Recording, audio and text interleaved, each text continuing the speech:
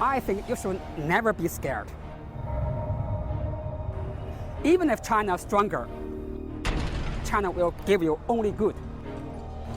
We fail to appreciate history. We fail to think. And it's cost us fiercely in that today the United States is in deep decline. The problem with GM is not caused by Toyota or Hyundai Kia. The problem with General Motors is being caused by what? General Motors and the UAW. We're not very competitive. We've been spending too much money on making ultimately worthless stuff. You are making weapons, you are making tanks to kill people, okay? China is actually making cups, kettles. 所以这是最近这10几年以来形成新的经济危机的根本原因，这和过去的那个经济危机完全不一样。现在经济危机了，大家都都要工作了，这时候大家开始注意这个问题了。Different. China is a very promising country. I'm sure in 20 years we'll catch up with USA.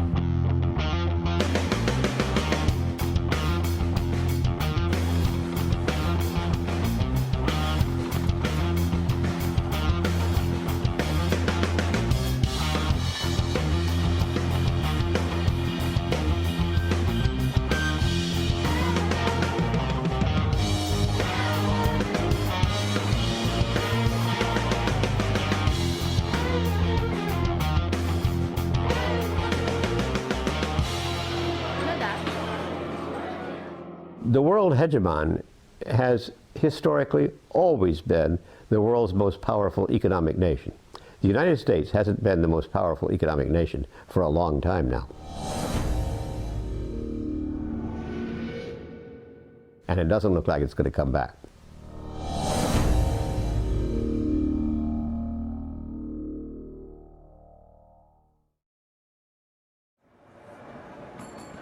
The decline of the United States as the world hegemon is a necessary condition in order for China to take over that role.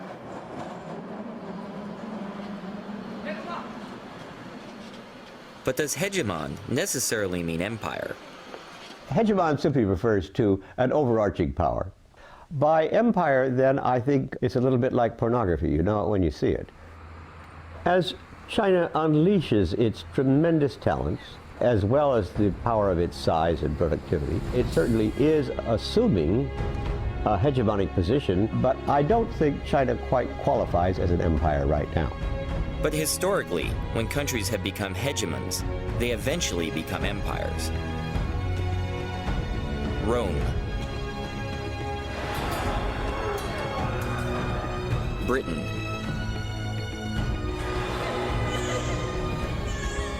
Germany,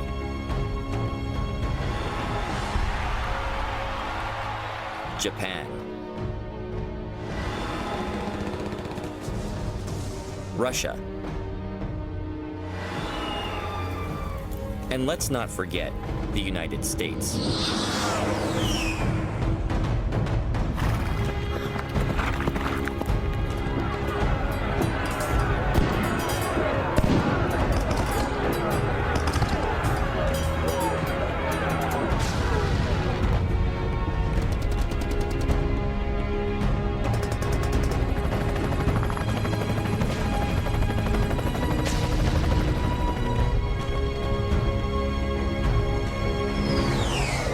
The Americans don't realize we have probably a good 1,000 overseas military bases. China doesn't yet have this military capability. But what happens when it becomes the world's #1 economy? Will hegemony lead it to become the world's next empire? Or does it provide a much-needed balance to American militarism? Should we be afraid?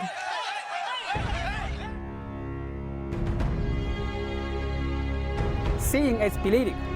So come to China and have a look. Seeing is believing, so let's go. But not only to China. Let's go to the countries that surround China and see how they're being treated.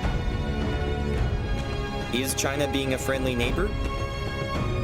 Or is it sowing the seeds of empire?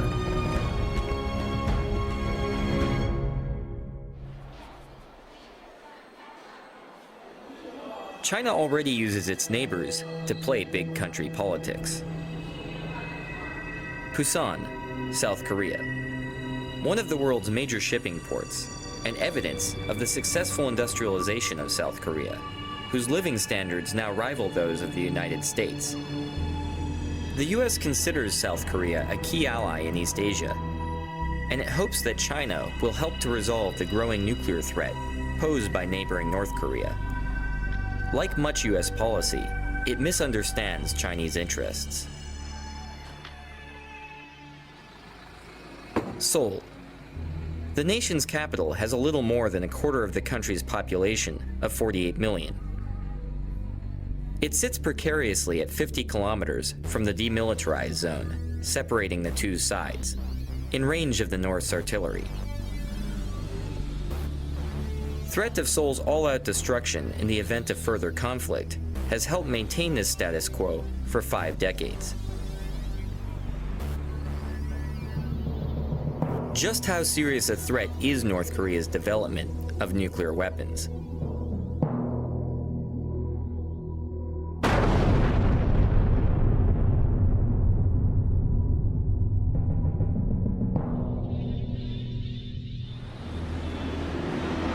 In order for a country to become a full-fledged nuclear weapons state, the country should satisfy 4 conditions. The first condition is the possession of nuclear warhead. Yes, North Korea has acquired nuclear warhead. Second, it should have delivery capability. North Korea has a delivery capability. It has intermediate range ballistic missile, Nodong 1 and Nodong 2. It has a short range missiles such as Scud B and C. Third, nuclear testing. But there is a debate on whether it was successful or not.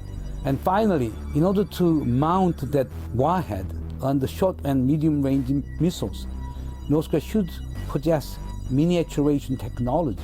But we believe that North Korea is short of acquiring that miniaturization technology. In view of that, we can argue that North Korea is a very dangerous country with potential nuclear weapons capability, but we cannot regard North Korea as de facto a full-fledged nuclear weapons state. I don't find the Korean situation unstable. I've never felt that there was a threat from North Korea. I've never thought for a minute there was a single North Korean that was even slightly suicidal.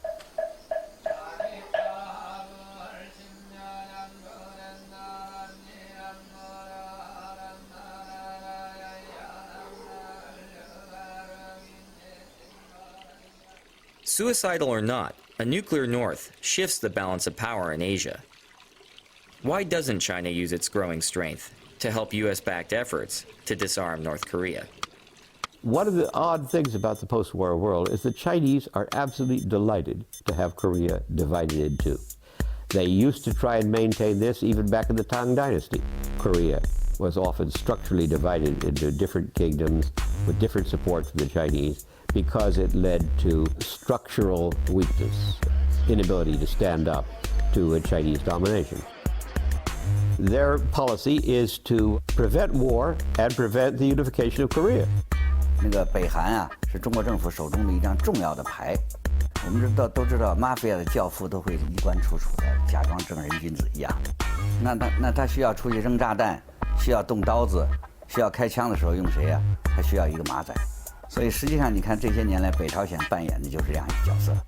Initially, when let's say we go back to the January and February 2003, what the Bush administration wanted was, press China in such a way that China would impose sanctions on North Korea. China didn't want it. If you're going to work on Korean nuclear issues, you have to understand the Chinese context, and the fact that South Korea is rich is fine. But if Korea were unified and this rich, it would be the size of former West Germany. That's getting to be a little too big for Chinese comfort.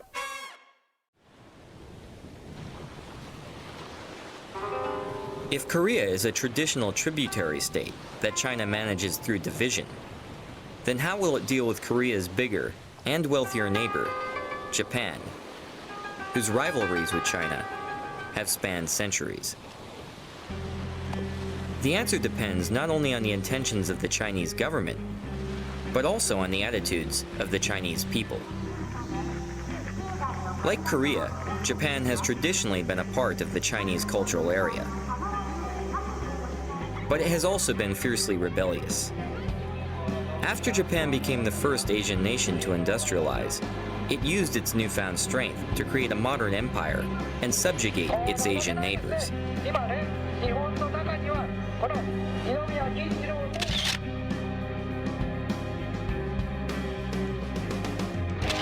Committing heinous war crimes and killing approximately 30 million Chinese throughout Asia. Understandably, there exists a strong current of anti-Japanese sentiment among many Chinese today. Although Japan was defeated in World War II, it went on to become the world's second largest economy. China, however, is now on the verge of surpassing its old rival.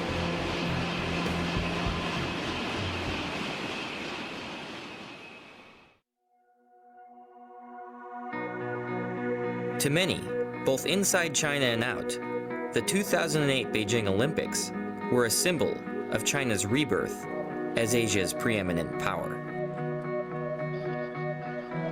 As part of the Beijing Olympic torch relay, the Chinese decided to bring the torch to Nagano, Japan, home of the 1998 Japanese Olympics, perhaps as a message to the world that the Middle Kingdom was about to eclipse the land of the rising sun. Along with this message came a tremendous display of nationalism in the form of thousands of young Chinese. Many received encouragement and even financial support for their travels to Nagano from various Chinese consulates throughout Japan.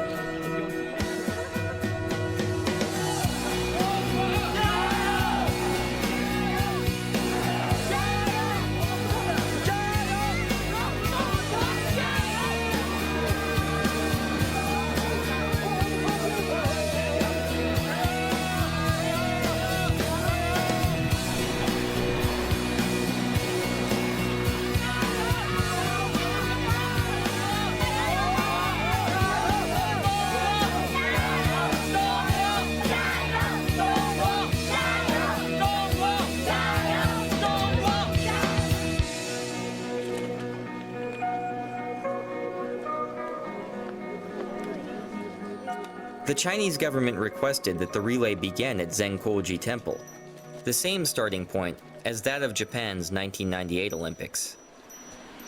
Actually, the Olympic Games is a very good opportunity for China. Most of the students in China view it as a great opportunity for us to present ourselves. However, days before the torch run, the temple announced concerns about the treatment of fellow Buddhists in Tibet at the hands of the Chinese, and refused to host the Chinese torch.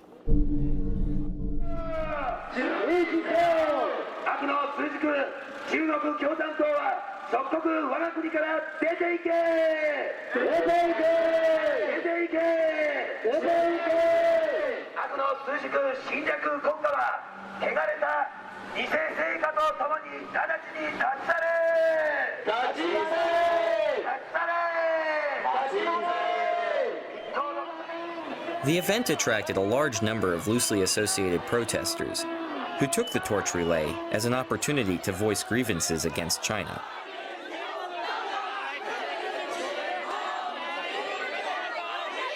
Generally, we don't like the protesters because they try to insert political implications to this non-political event.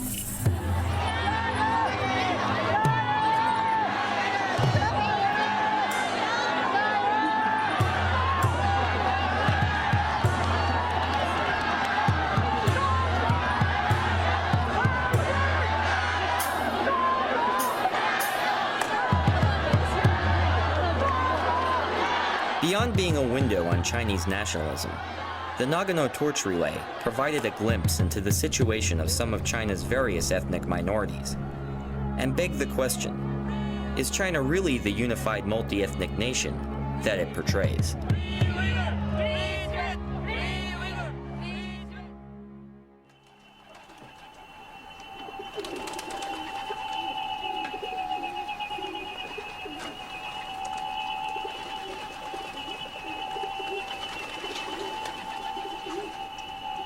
In China's idea, from ancient to until now, we stress harmonious.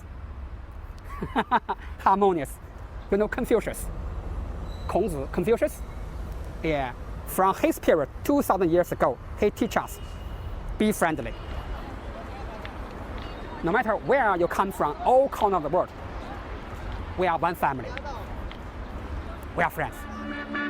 The Olympics provided an opportunity to see if the harmonious society was a reality or simply propaganda. We headed to Xinjiang, meaning new territory, to watch the Olympic torch relay in Kashgar.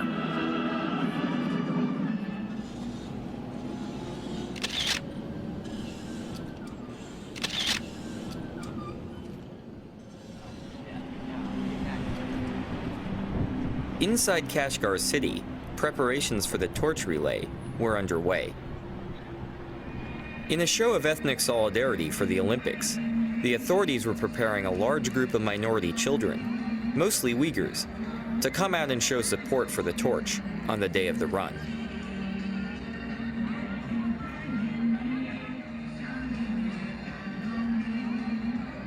The event itself, however, was sealed off from the public.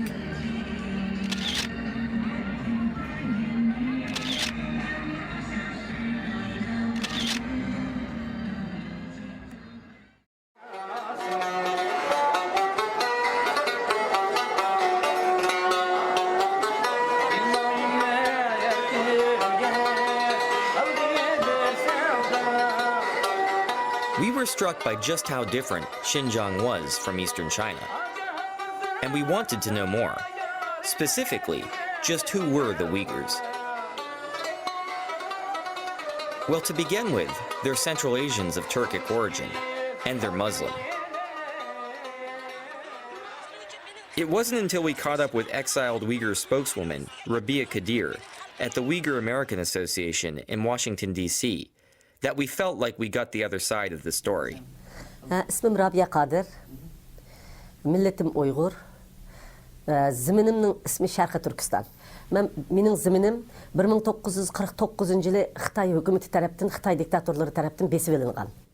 Xitay hükümeti biz sizlerden azatlık çıkardık, Manjulardan azatlık çıkardık, militaristlardan azatlık çıkardık. Sizlerden en baxtlı kılımız, biz sizlerge yardım kılımız, sizler şundak sanatkar, pakiz, güzel milletken şundak hoşal kılımız, dep şunçilik vadilerini bergetti.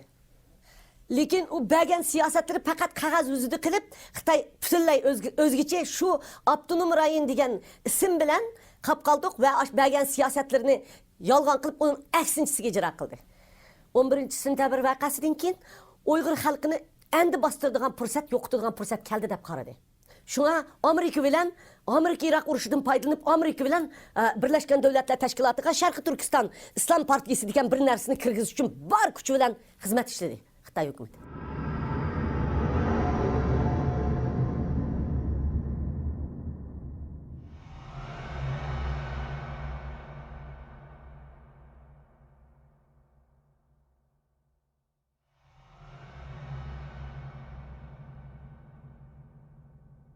Bu maksadını amalga oshirdi. 这个责任在布什政府，中国政府从来都有这样的企图，但是一般来说，西方国家是不会跟他在这方面合作。可是非常不幸的是，布什政府居然鼓励了中国政府，就是把新疆的这个反对派列为恐怖组织。我想这是非常不公平的。Biz faqat bularning yordamiga erishyapmiz. Lekin Xitoy bizni bularga terrorist ko'rsatyapti. Ularga bizni g'arbparast ko'rsatyapti.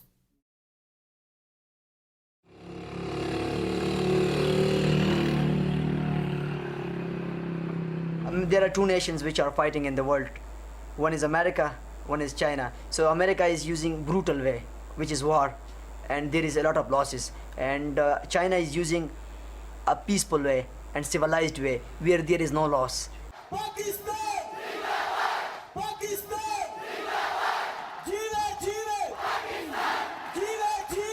They don't interfere, okay, in other country. It is not like America. It is not like America who interfere in the entire world.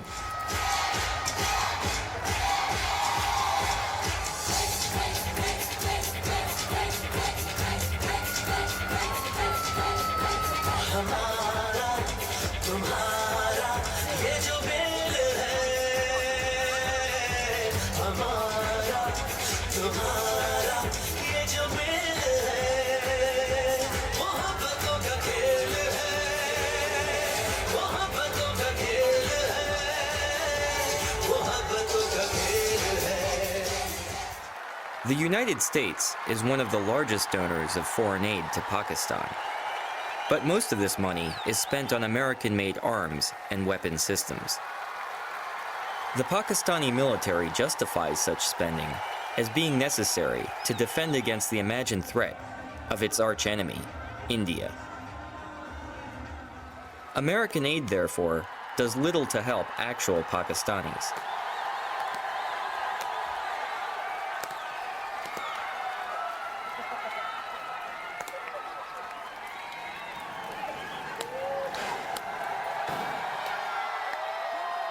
Fortunately for the Pakistanis, there are other nations that have undertaken development projects that have contributed greatly to the infrastructure and quality of life in Pakistan.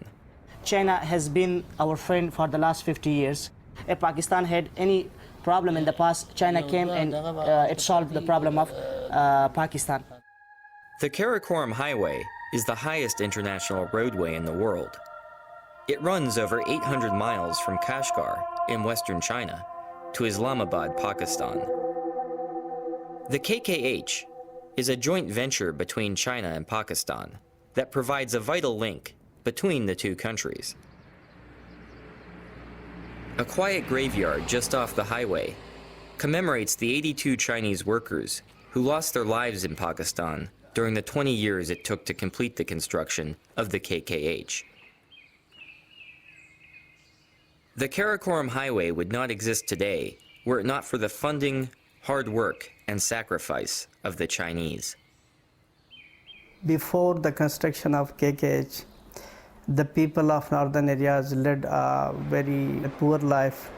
After construction of KKH, we experienced different sort of changes, culturally, economically, socially, and politically even.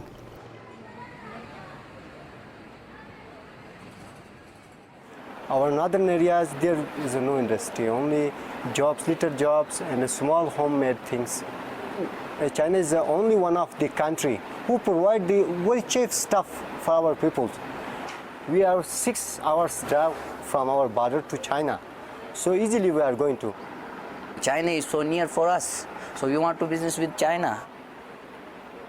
In addition to inexpensive consumer goods, Chinese technology is also brought to Pakistan through the Karakoram. The Chinese technology is very cheap, so the local authorities and Pakistani government accept their bids and they allow them to establish their projects. There is an agreement between Chinese government and Pakistani government for widening the KKH, for laying the railway line as well as gas pipeline. So the local population is very happy. They will benefit it. The Chinese have also begun other mega projects in Pakistan, such as investing $200 million in the construction of Gwadar Port on the southern coast of the country. Gwadar is considered by the Chinese as their avenue to a warm water port. A port which is strategically close to where oil supplies go through, a port which gives them access to the Indian Ocean and the Arabian Sea, a port that they can use as a trade corridor. So there's the whole idea of linking Gwadar through Balochistan, onwards up through northern Pakistan, through the Karakoram Highway, going on through Xinjiang, and onwards into Central Asia. While most of these plans have yet to become reality, they reflect the ongoing and serious interest of the Chinese in maintaining close ties with Pakistan.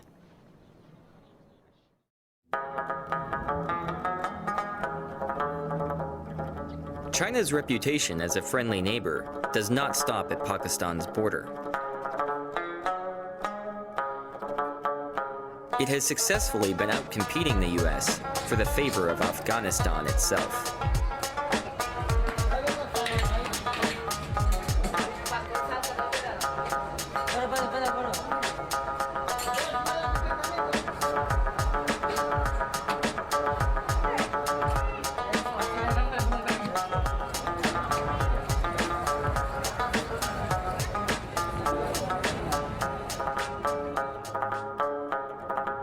After nearly 30 years of war, abandoned artillery litter the landscape of Afghanistan like tombstones marking the graveyard of empires.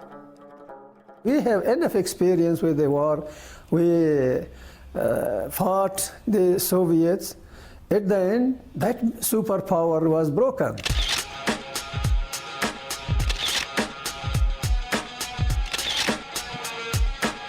Despite billions being spent on so-called aid and development, the country has become increasingly dependent on opium production, with many blaming corruption and even NATO forces for the country's inability to move forward. America wants to solve everything by the gun. Gun does not bring solution. Gun increases the problems.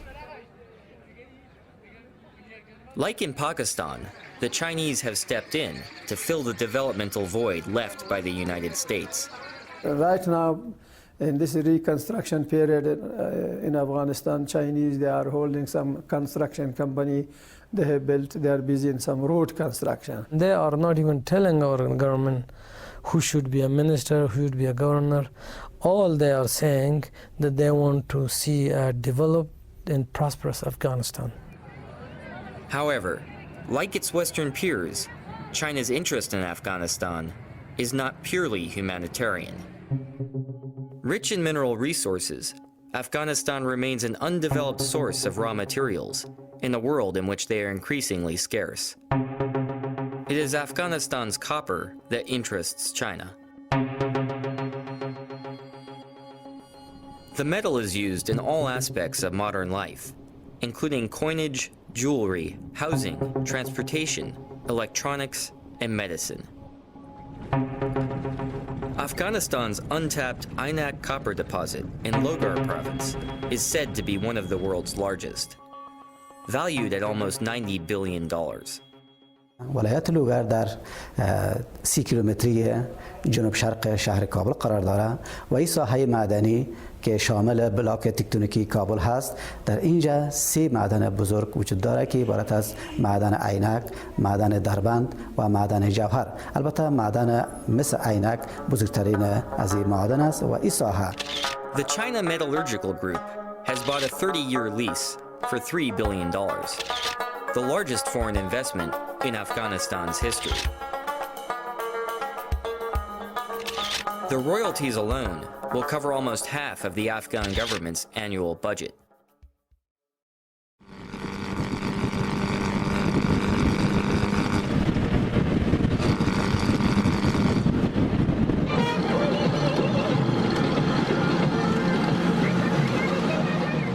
India, home of 1.2 billion people. In 20 years, it will have a bigger population than China. Its economy continues to grow year after year, and it's the world's largest democracy. Could India provide a cultural and strategic counterbalance to China? One of the main balancing forces in the emerging world of Asia, South and East Asia, is going to be India and China, that neither is going to feel comfortable with one achieving a position of superiority, least of all any claims to hegemony. I would assume Asia is a target for the Chinese. They would like to put Asia under its control in economic terms, in political terms, in strategic and military terms. This is where China has been active. If you were to look around Asia, China has replaced the US as the largest trading partner for almost every country in the region.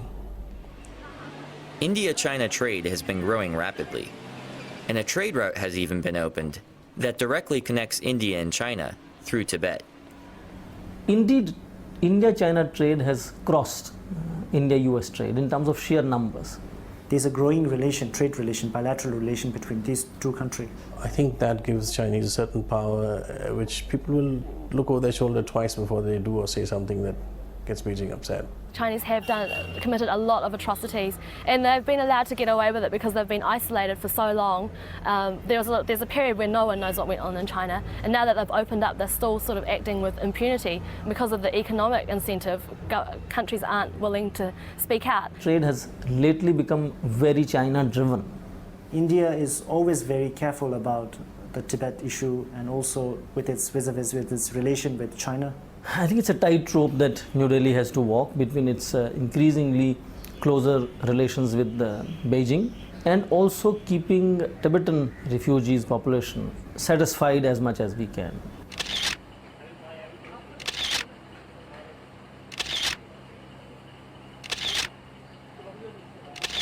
In March of 2008, there were protests across Tibet before the Chinese hosted the Olympics.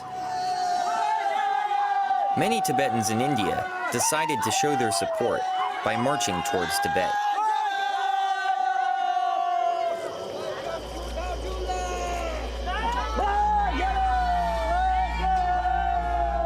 When we led this march, we walked for nearly 4 months.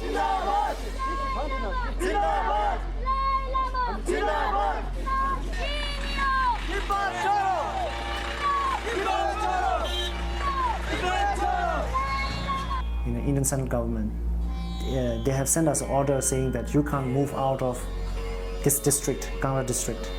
India will not allow Indian territory to be used by any Tibetan protesters to undertake any political activities. At Beijing's request, Delhi had its own police enforce the wishes of the Chinese government by cracking down on the protesters.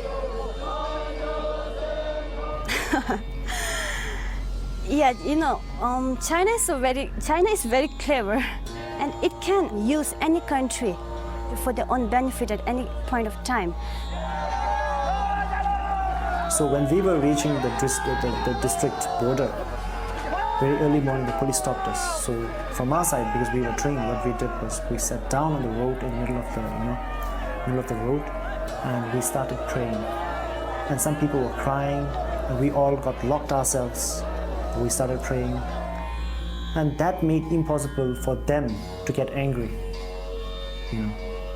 And they have their own responsibility. They have their duty to perform. They have to arrest us.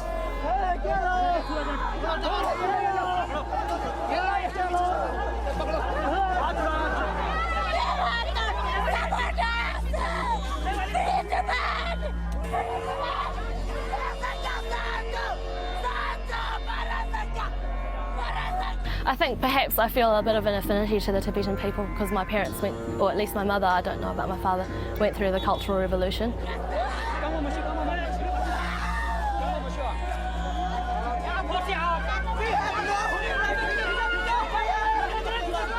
It's just weighing on me a little bit because everyone thinks I'm Tibetan when I'm here, which is lovely because I've really grown to love the Tibetan people.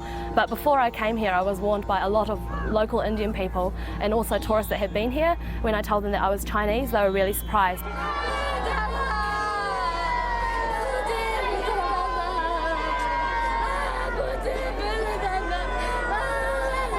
Some people were actually saying quite extreme things, like that people might think I was a spy from China, and that people would react negatively here. They would get angry with me, and if I'm not angry, then they would be staring at me and they'd make my stay here very uncomfortable.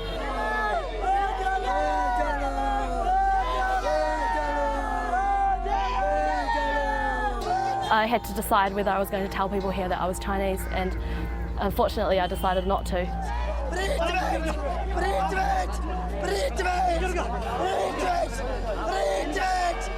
And I think that was a mistake because I think they would have accepted me fine. Like they've got friends in Tibet that are Chinese, and they're very open and welcoming of Chinese people because that's what the Dalai Lama teaches them, to show compassion to everyone, your enemies and your friends.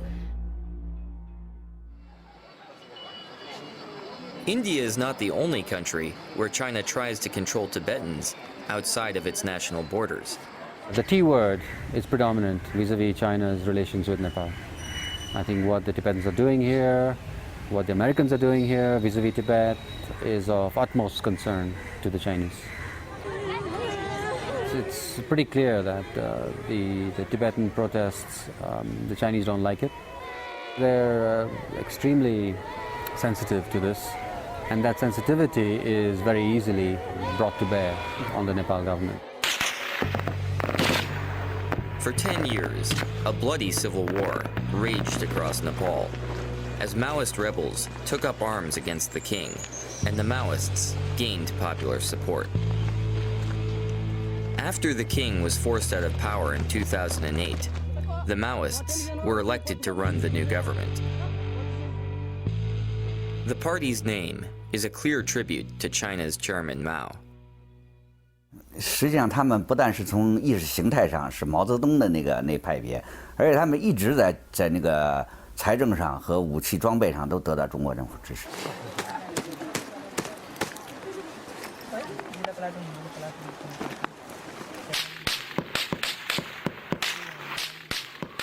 During the Civil War, Sherpas camping in the remote snowy passes of the Himalaya reported seeing caravans of ponies loaded with guns crossing from China into Nepal during the dead of night.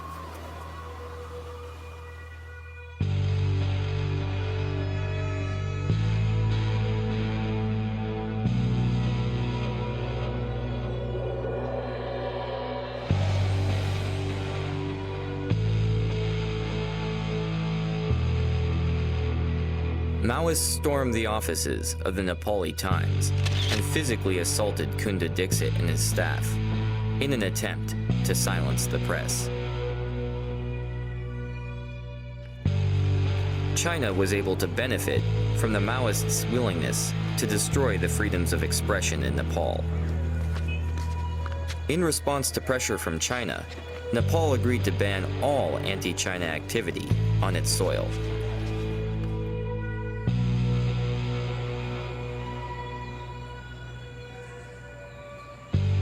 China is bringing Nepal within its orbit. But what happens now? Once China controls a territory, what's in store for its future? Let's take a look at Hong Kong.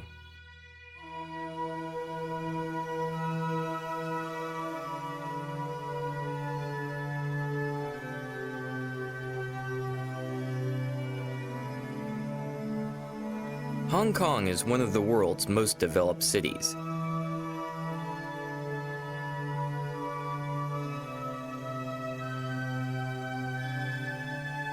An icon of Asia. The Pearl of the East.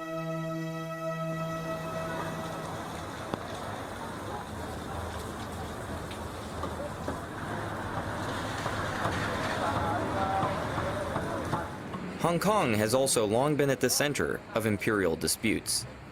It was taken by the British Empire from the Qing dynasty after the First Opium War. 过去英国的统治能在那儿存在好几十年，是因为中国经济上的需要。因为当时西方的很多工业设备和那个先进的技术是禁止卖给共产党国家，那么香港成为中国转手购买西方技术和西方的产品的一个重要的那个基地。 这是保留香港的最重要的那个原因。After reunification, the Chinese promised to preserve Hong Kong's highly successful laissez-faire economy and its political autonomy, rule of law, and Western-style civil liberties, under a paradigm that would be dubbed "one country, two systems." If you bumping into one Hong Kongese on the street, or ask some kind of human rights activities in Hong Kong, what's the most sensitive test of a one country, two system is Falun Gong issue.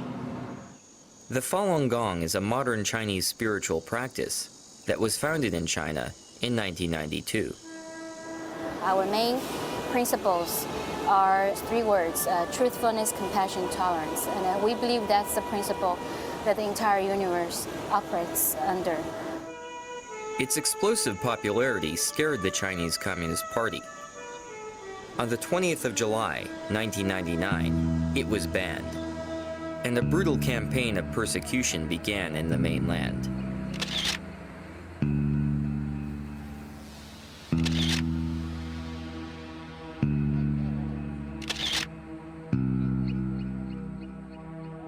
Falun Gong practitioners sought refuge all over the world, including Taiwan, Japan, the US, and even Hong Kong.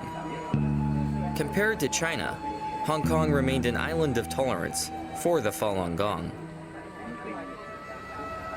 Even today, as busloads of tourists from the mainland come to visit Hong Kong and take in the view from Victoria Peak, Falun Gong practitioners are free, under Hong Kong's constitution, to peacefully demonstrate in support of their beliefs, including displays about human rights violations by the Chinese government. On the surface, it would appear that one country, two systems is working. Or is it?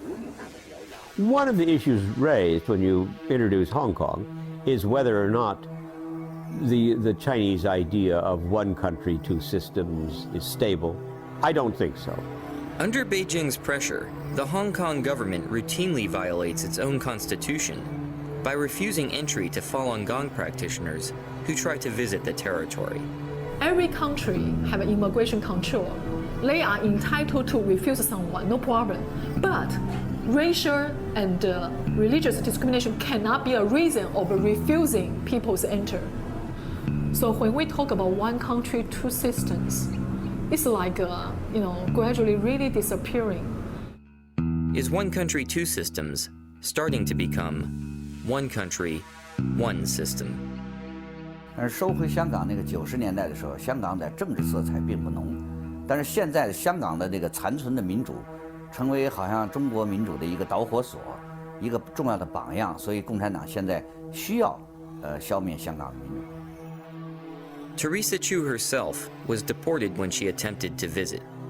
Chinese leader Hu Jintao was visiting there. We have 1,000 Taiwan Falun Gong practitioners, from 6-year-old kid to 80-something aged old lady, were violently repatriated from Hong Kong to Taiwan. In detention room, we have no water, no refreshment, no place to rest. They use some kind of blanket, wrap me like this way, from here, until below the knees.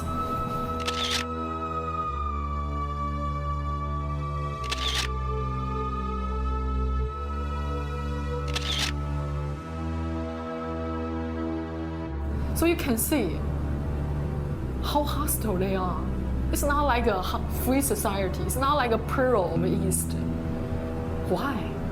Because the black hand, the invisible hand behind Hong Kong's government, the Chinese regime. 当中国进行经济改革，西方对中国开放那个出售技术和产品的时候啊，香港存在的意义就不大，所以中国要收回香港。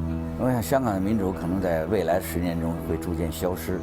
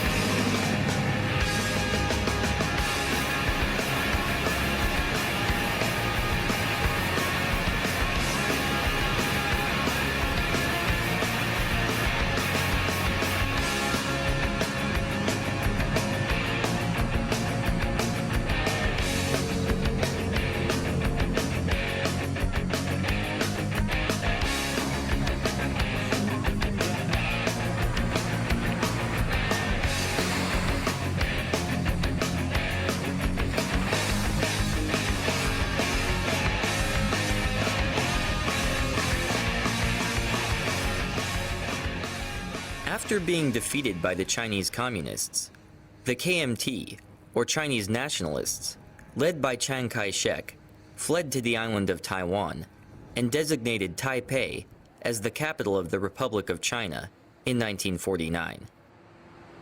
The KMT ruled the island under an oppressive authoritarian regime, but it was successful in creating rapid economic growth that has made Taiwan one of the most industrialized countries in the world. Eventually, the KMT's iron grip gave way to a democratic system in Taiwan, creating the first true ethnic Chinese democracy in world history. Could Taiwan be a model for the future of mainland China? if democracy exists and is established, more is strengthened in this region, I believe it will not just benefit the people in Taiwan, but also benefit surrounding countries, especially China. The youngsters on the mainland, they're gradually changing their worldview. They're not that inward-looking anymore. They can see by themselves what's going on in Taiwan, especially in Taiwan's democratic developments. 它是一个和中国大陆的人一样讲同样语言的、同样的种族的这么一个国家，那么它的民主化对中国老百姓来说是个非常大的刺激。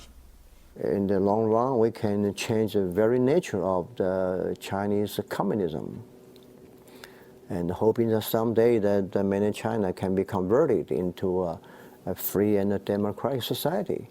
We believe that China is moving to a right direction that develops the economy and improves the quality of life of everyone, and at the same time promote the democracy and equality.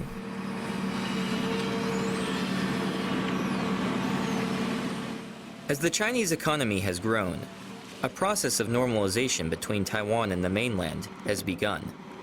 I hope that the mainland and Taiwan could come together to work out a better system and also be more connected.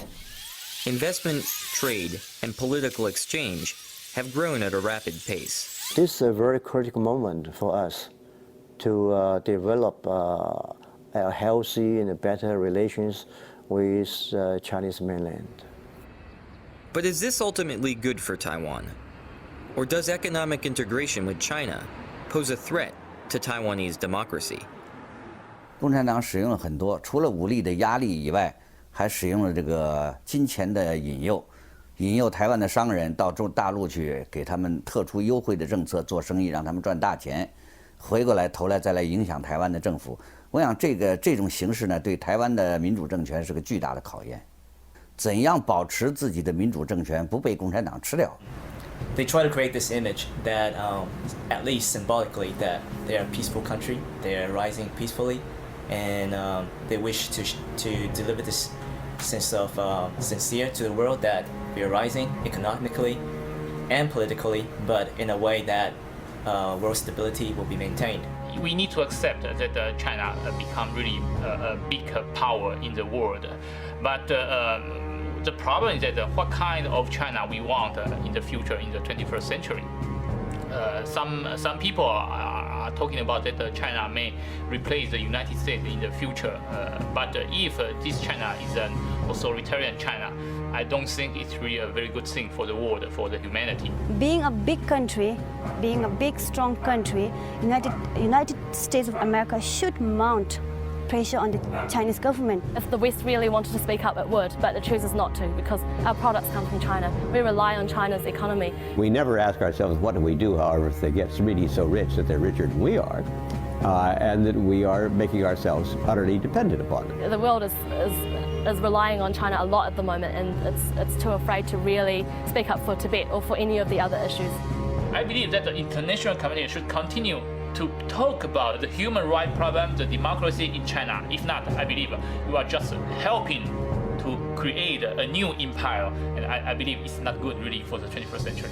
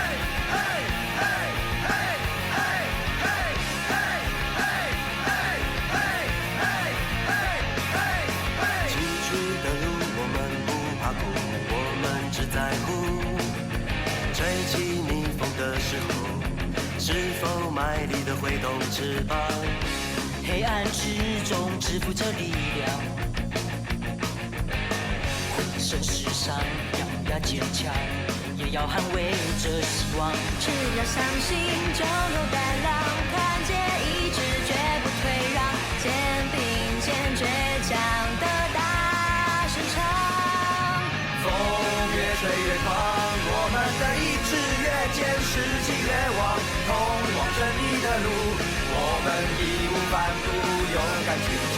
风越吹越狂，我们的步伐更向前跨，意志更坚，士气更旺，逆境中停止北方。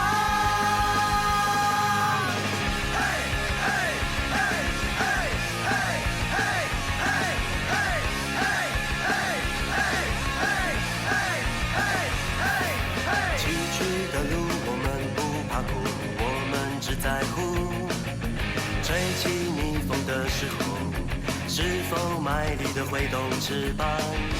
黑暗之中支付着力量，浑身是伤，咬牙坚强，也要捍卫着希望。只要相信，就有胆量，团结。